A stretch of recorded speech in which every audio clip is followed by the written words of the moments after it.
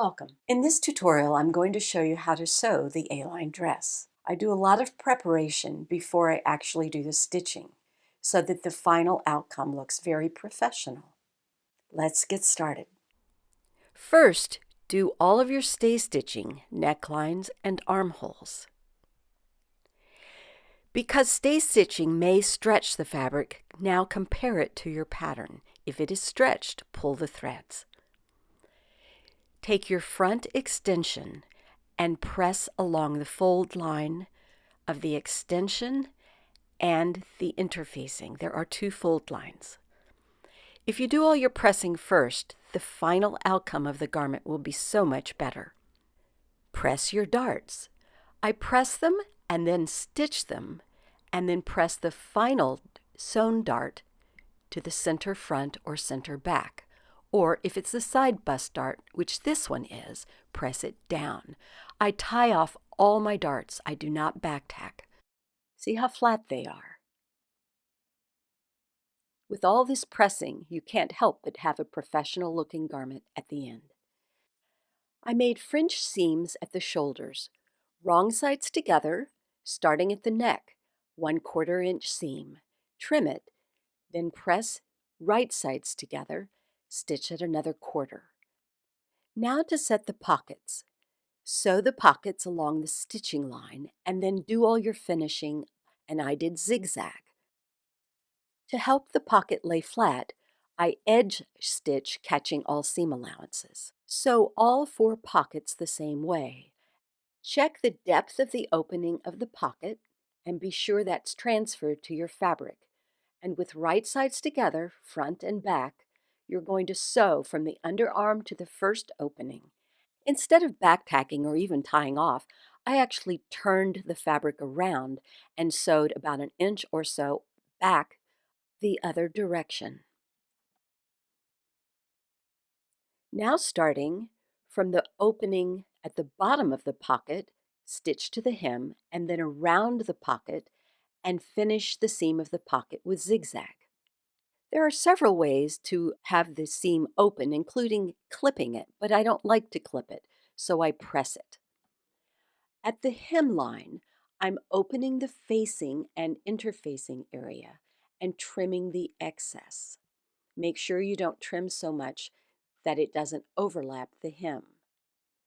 Add hem tape, and now you can see as it's folded how it should look.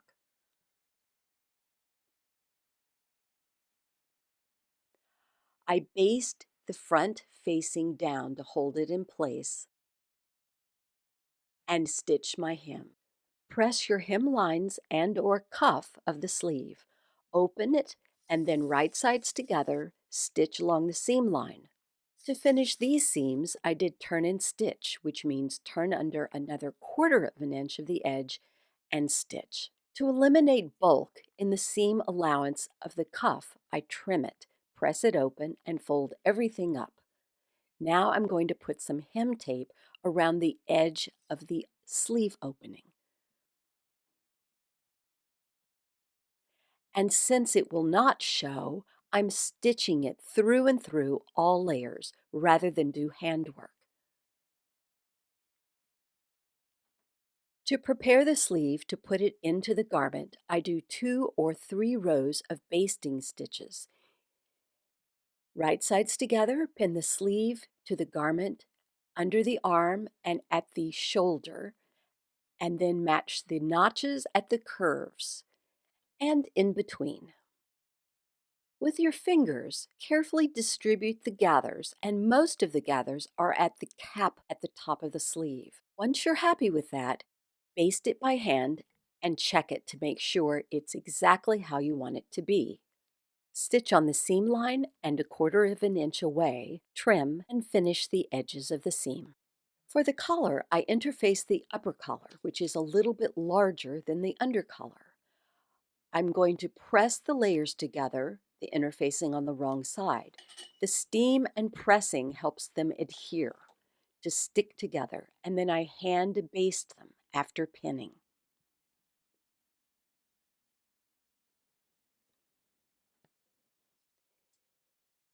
If there is excess interfacing, Trim that carefully away. With right sides together, sew the upper and under collar together. And you can see that my upper collar is a little bit larger than the under collar.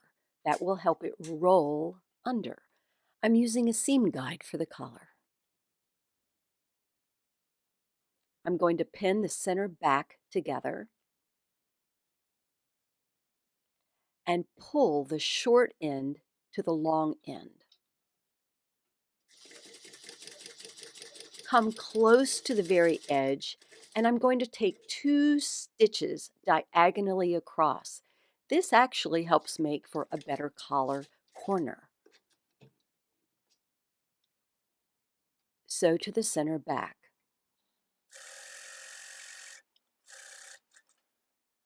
Match the other corners. Continue to sew. Do your diagonal stitching and straight up. By having the under collar shorter, it has a nice roll. It's always a good idea to trim your seam allowances, and I grade them, which means each one is a different width. The shortest is the under collar, and then the interfacing, the longest seam allowance or widest seam allowance will be the upper collar.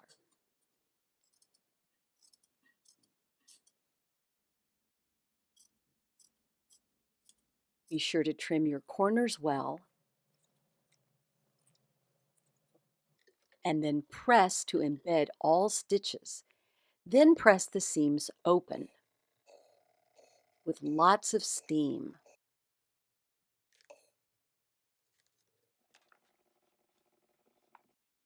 Turn with a point turner and make sure your points are the same on both sides and the lengths of the points are the same. I'm going to understitch on the under collar, making all of the seam allowances go that direction. In other words, all seam allowances are captured on the under collar. This helps keep it flat when wearing. Force the raw edges together and baste it shut. Now we're going to sandwich it between the 2 layers of the collar band. We have an interfaced side. Pin the wrong side of the collar, the under collar, to the interfaced piece of the neckband and pin it center back. Baste it down, and then right sides together, put the other side of the neckband on top. Stitch around the curve, and I stitch both curves the same direction. So once I get to the other side, I flip the fabric and sew the other curve going the same direction. Check everything and grade your seams.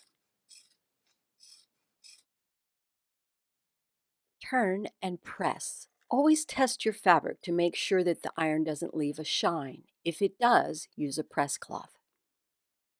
Now I'm going to fold on the roll line and lightly press it, simply because this fabric is stiff. On the inside neckband, the one not sewn to the outside of the dress, stitch on the stitching line.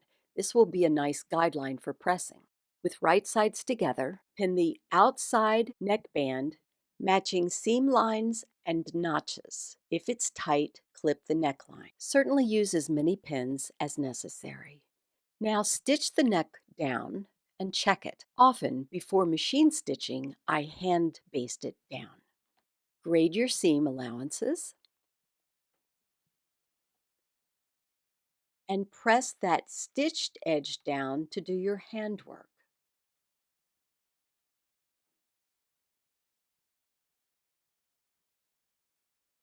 Finish all of your handwork, including buttons and buttonholes. I hope this has been helpful. Please feel free to leave me a comment, and see you next time.